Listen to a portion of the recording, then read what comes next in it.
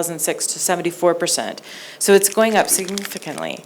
But if you look at that kind of what's the national savings rate, it doesn't come anywhere close to 75%. And that's because the people who are saving kidogo, right? And they may not be saving in formal places, although what we see is that 60% of the savings is indeed formal. However, that just means it's regulated. It may not be regulated as a savings account.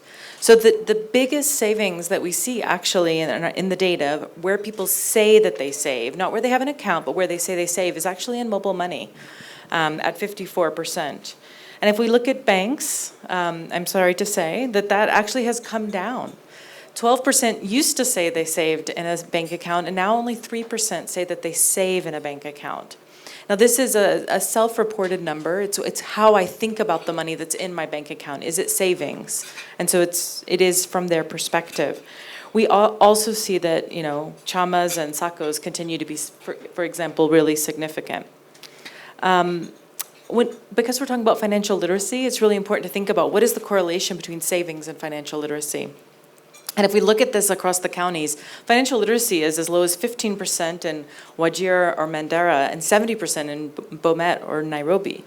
However, when we compare the literacy rates to savings rates, they're not necessarily correlated. So for example, in Moranga, only 30% of people are financially literate, but 80% say they save. In Tana River, we have 60% who are financially literate, but only 33% who are saving. And so we need to ask ourselves, what is that link between financial literacy and savings? Why do people say they save? I can see you're getting. I'm saying too much. Let me take two more things, yes. And then I'll do it. They say that they're saving for day-to-day emergency and school fees, not for those bigger assets or housing or business that we'd like to see. And the main reason people say they don't save is they just don't have the money. And we heard earlier about the economic situation that we find ourselves in. And why they choose where they choose has as much to do about convenience as it does safety or interest or anything like that. Thank you, David.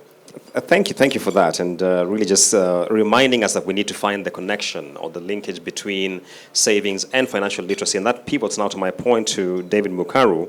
What interventions has the microfinance industry put in place to bolster financial literacy? Thank you very much. Yeah. Thank you very much. My name is David Mukaru. I'm not the chair, I'm the vice chair of AMFI. Let me make that correction. I'm also the CEO of Caritas Microfinance Bank. So I'm here wearing quite a number of hats. Historically, the microfinance industry in Kenya has been known for really deepening financial access. For the last more than 40 years, that was actually the target.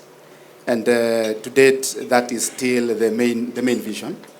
And we, as AMFI members, 73 of us on the ground, with over 1,000 branches, our strategy on the ground is really to increase, the last mile connectivity, really opening up branches, opening up agencies on the ground. And we've tried to do that. A lot of non-financial trainings to our clients, done a lot of trainings, really exploring various ways that we can be able to increase financial access. So the microfinance industry in Kenya has been growing. We've just been joined by the digital service providers on the ground, so that increases the scope of microfinance industry. And we want to say that we are part and parcel of the bigger community, and we will play our role continuously. We will be able to intervene where needs intervention, and we will be able to also work with very close partners on the ground across all the 47 counties. And we say that in microfinance industries, we will keep on growing them into SME and large corporations. That is our mandate. Thank you very much. Thank you so much, David. And let me just switch gears to George. And George, what opportunities do you see existing